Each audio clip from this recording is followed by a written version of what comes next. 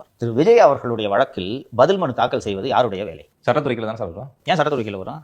விஜய் என்ற தனிநபர் வெற்றிக்கு எதிராக தொடரப்பட்ட வழக்குக்கும் சட்டத்துறைக்கு என்ன சம்பந்தம்? இல்ல, அவர் ஒரு சீஃப் மினிஸ்டர் இல்ல சார். இருக்கட்டும், அதுக்காக அவங்க டிஃபெண்ட் பண்ண முடியாது. விஜய் தான் டிஃபெண்ட் பண்ணிக்கணும், சீஃப் மினிஸ்டர் டிஃபெண்ட் பண்ண முடியாது. Case is not against chief minister, case is against Vijay. யார் பார்க்கணும்? ஆலோசகர்களா? ஆலோசகர்கள் தானே பார்க்கணும். இதை விட என்ன வேலை உங்களுக்கு? இதுதான் உங்க வேலை.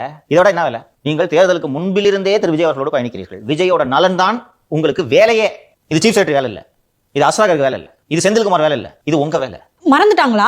பொழுதுக்கு சிஎம் வாசல்லே ரெண்டு பேரும் உட்கார்ந்துட்டு இருந்தாங்கன்னா இந்த வேலையை எப்ப பாப்பாங்க? திடீர்னு இந்த வேலைக்கு போற உள்ள நுழைஞ்சிட்டாங்கன்னா சீஃப் செக்ரட்டரி அந்த பதவியில இருந்து நீக்கணும், தர்மராஜனுக்கு டிரான்ஸ்ஃபர் வாங்கி கொடுக்கணும், நடிகையை தள்ளி வைக்கணும், நடிகை இந்த ஏரியா பக்கத்தே வராத மாதிரி முடிந்தால் தமிழகத்தை விட்டு நடிகை அகற்ற வேண்டும், தொழிலதிபர்களிடம் வசூலை போட வேண்டும். இது மாதிரி எவ்வளவு வேலை இருக்கு. விஜய்க்கு முடிய அந்த பாத்துக்குவாரு. கீர்த்தனா அவர்களை போன்று அனைத்து எம்எல்ஏக்களையும் விஷ்ணுவனா ஜானகி சாமியா நன்றி என்னன்னு சொல்ல வைக்கணும். அப்ப விஜயோட வெல்ஃபேர் எப்படி பார்ப்பாங்க?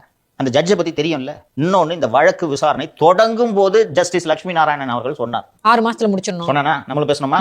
அப்ப புரிஞ்சுக்கணும்ல. இதை விட என்ன வேலைன்னு கேட்கிறேன் நான். உங்கள்கிட்ட என்ன காசு இல்லையா? நம்மள மாதிரி ஐயோ சீனியர் கவுன்சில் இவ்வளவு ரூபாய் ஆகுதுன்ட்டு புலம்புற நிலைமையில நீங்க இருக்கீங்க. இதை விட வேற என்ன வேலை இருக்க முடியும்? The very election of Vijay itself is challenged. அதுவும் நான் ஏற்கனவே அந்த எலெக்ஷன் பெட்டிஷனை பத்தி நம்ம நிகழ்ச்சியில டிஸ்கஸ் பண்ணதாக எனக்கு நினைவு. வலுவா போட்டுருக்காங்க கேஸ்.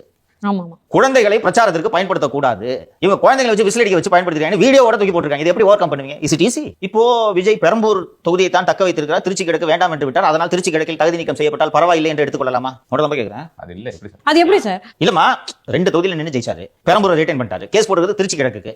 பரவாயில்ல, அது நான் எப்படி இருந்தாலும் ரிசைன் பண்ணிட்டேன் என்று இருக்கலாமா? அப்படி இருக்கிறார்கள் ஆலோசகர்கள் என்று எடுத்துக்கொள்ளலாமா? ஒவ்வொரு தொகுதி முக்கியம் இல்ல சார். ஏன் முக்கியம் சார்? ஏற்கனவே மைனாரிட்டி தியாசி போயிட்டு இருக்கு சார். அது ஒரு இமேஜ் சார்ந்தது சார். 2 இல்ல, அதை விட மிகப்பெரிய ஆபத்து இருக்கிறது. 6 ஆண்டுகளுக்கு தேர்தலில் நிற்கக்கூடாது என்று தகுதி நீக்கம் செய்யப்படுவார். நீங்கள் அடைக்காக்கும் முட்டை உடைக்கப்படும். அப்ப இது எவ்வளவு சீரியஸ்?